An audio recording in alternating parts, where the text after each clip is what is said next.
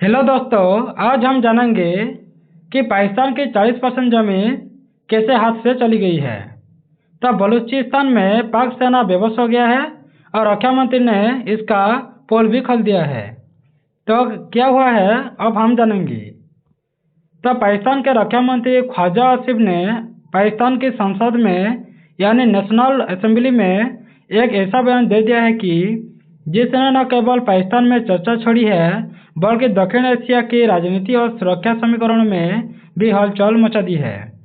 तो उन्होंने मान लिया कि पाकिस्तान की सेना बलूच विद्रोहियों यानी बलोच लिबरेशन आर्मी के खिलाफ लड़ते हुए बेबस हो चुकी है। उन्होंने यह भी कहा कि बलूचिस्तान का लगभग 40% क्षेत्रफल पाकिस्तानी नियंत्रण से बाहर चला गया है और विद्रोहियों के पास हथियार हमारी सेना से बेहतर है, ये भी कहा है। तो यह बयान पाकिस्तान की संसद में आया है जहां आमतौर पर सरकार का पक्ष सुखद और मजबूती वाला होता है। तो इसके विपरीत रक्षा मंत्री का ऐसा खुला स्वीकार करना कि सेना बेबस स्थिति में है, यह बेहद दुर्लभ और गंभीर बात भी है। तो बलूचिस्तान की भौगोलिक रणनीतिक महत्ता के बारे में जान लेते हैं। तो भूभाग का आकार कैसा है। तो बलूचिस्तान पाकिस्तान का सबसे बड़ा प्रांत है जो लगभग 40% से अधिक पाकिस्तान की कुल भौगोलिक भूमि को कवर करता है। तो यह वह तथ्य है जिसे ख्वाजा आसिफ ने भी बार बार दोहराया है।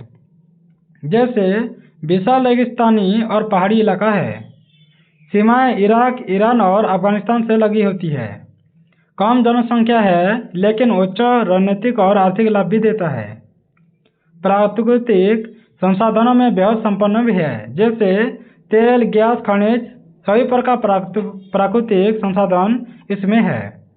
तो भूभाग की विशालता और कठिन भौगोलिक परिस्थितियां पाकिस्तान की सेना के सामने एक स्थायी चुनौती बन चुकी है। तो खुले इलाके में, पहाड़ में, रेगिस्तान में और पठारी क्षेत्र में इन सब की वजह से विद्रोहियों को संतरे की पिलियों की तरह छिपना उभरना आसान होता है, जो कि सैनिकों के लिए हर जगह नियंत्रण बनाए रखना मुश्किल हो जाता है। तो बलूच विद्रोहियों यानी BLA की उभरती ताकत के बारे में जान लेते हैं। तो BLA का संगठन और रणनीति के बारे में जान लेते हैं। जैसे BLA यानी बलोच लिबरेशन आर्मी पाकिस्तान में प्रतिबंधित एक सशस्त्र विद्रोही संगठन है जो बलूचिस्तान को पाकिस्तान से अलग स्वतंत्र राष्ट्र बनाने की मांग करते हैं। इस समूह की अंतर्राष्ट्रीय मान्यता नहीं है, परंतु यह पाकिस्तान के लिए सबसे बड़ा सुरक्षा खतरा बन चुका है। हाल ही में BLA ने बड़े पैमाने पर हमले कर दिए हैं, जैसे कई जिले में, जैसे क्वेटा में, ग्वादर में, मस्तूंग में, नुस्की में, ये सब में समन्वय यानी एक साथ हमला किया गया है। जैसे सड़कों में, पुलिस चौकियों में जनता के बीच गोलीबारी भी किया गया है। तो आत्मघाती या बम धमाके के प्रयास भी किए जा रहे हैं। तो सुरक्षा बलों पर भारी दबाव है एवं नागरिकों की हताहत की रिपोर्ट भी सामने आ रहा है। तो इन हमलों का नाम BLA ने ऑपरेशन हारोप रखा है, जिसमें कहा गया है कि विद्रोहियों ने पाकिस्तानी सेना को चौंका दिया है। तो सेना की स्थिति बेबस या रणनीतिक कठिनाई क्यों है वो भी जान लेते हैं। तो बेबस का अर्थ ये है कि ख्वाजा आसिफ ने संसद में यही कहा है कि हमारी सेना फिजिकली हैंडीकैप हो गई है, यानी हमारे सैनिकों पर इतनी कठिनाई है कि वे पूरे ताकत से संघर्ष नहीं कर पाते हैं। तो यह कहना अलग अलग स्तरों पर भी गंभीर दिखाता है। जैसे भौगोलिक चुनौती पहले होता है, तो विशाल इलाका और कम संख्या में सैनिकों की तैनाती करना नियंत्रण स्थापित करने में कठिनाइयां मुख्य कारण बन चुका है। संसाधनों की कमी भी है पाकिस्तान में। तो पाकिस्तान की अर्थव्यवस्था पहले से कमजोर है, तो सेना को भारी संसाधन और आधुनिक तकनीकी प्रदान करना कठिन हो गया है। हथियारों में असमानता भी है। विद्रोहियों के पास सोफिस्टिकेटेड हथियार होता है, heat detecting laser light rifle होता है, आधुनिक गियर पैकेज, ये सब होता है। तो जिनकी कीमत $4,000 से 5,000 प्रति हथियार बनाती है। तब पाकिस्तानी सेना के पास ऐसी उपकरण की संख्या अपेक्षाकृत कम है। उसके बाद मानव बल की कमी भी है। जैसे इतनी बड़ी जमीन को नियंत्रित करने के लिए सेना की मौजूदगी इतने नहीं होगा, यानी अपर्याप्त है। तो सैनिकों की संख्या और तैनाती दोनों पर दबाव भी पड़ता है, क्योंकि पाकिस्तान में ज़्यादा सैनिक नहीं है। तो इन सभी वजहों ने मिलकर ऐसी स्थिति पैदा की है कि जहां देश का शीर्ष सुरक्षा अधिकारी खुले तौर पर यह स्वीकार कर रहे हैं कि सुरक्षा बल उनसे सामने असमर्थ भी हो गए हैं। तो हथियारों की तुलना भी कर लेते हैं, यानी विद्रोही बनाम सेना के बीच में।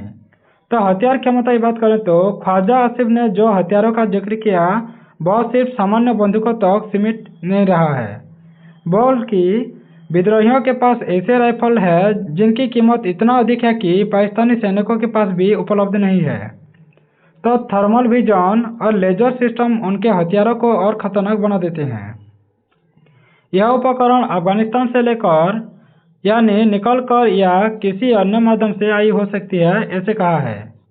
यह संकेत देता है कि BIA के पास आधुनिक एंड सोफिस्टिकेटेड हथियारों का स्रोत है, तो शायद विदेशी स्रोत या काले बाजार के माध्यम से आया होगा। तो जनता और राजनीतिक दबाव भी पड़ता है। तो पाकिस्तान के भीतर प्रतिक्रिया भी आता है, जैसे ऐसे बयान का पाकिस्तान में अलग अलग मायने होता है।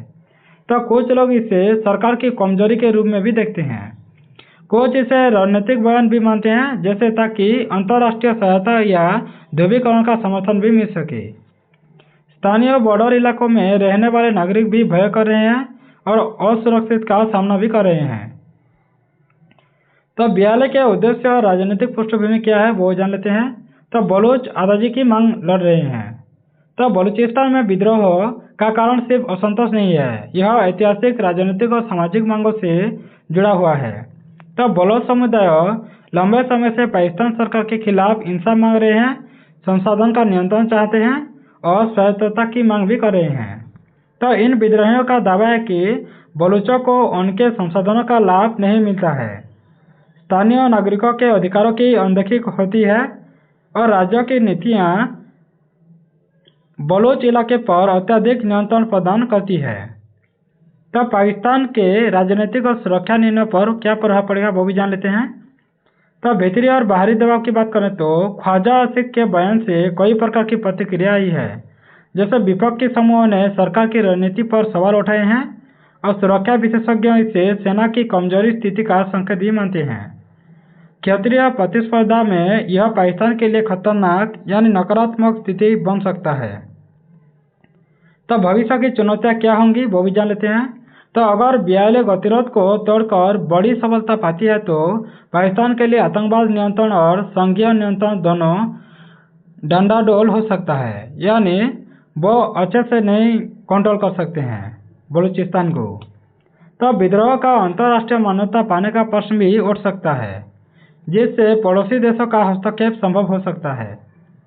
उसके बाद कंक्लूजन। तो पाकिस्तानी रक्षा मंत्री का बयान केवल एक असफलता का इजहार नहीं है, बल्कि यह एक गंभीर संकेत है कि देश की सेना और सुरक्षा ढांचे को बलूच विद्रोहियों की चुनौतियों से निपटने में गहरा संघर्ष भी रहा है। तो बलूचिस्तान की विशालता, विद्रोही समूहों की सत्ता से मिली आधुनिक हथियारों की उपलब्धता और सुरक्षा बलों की संसाधन सीमाएं, ये सभी मिलकर पाकिस्तान के सामने एक जटिल और जोखिम भरा संकट प्रस्तुत कर रहे हैं। Thanks for watching. अगर ऐसे वीडियो आपको अच्छा लगता है तो सब्सक्राइब कर दें, बेल आइकन दबा दें, लाइक करें, शेयर करें और वीडियो आपको कैसा लगा कमेंट बॉक्स में जरूर कमेंट कर दें। धन्यवाद।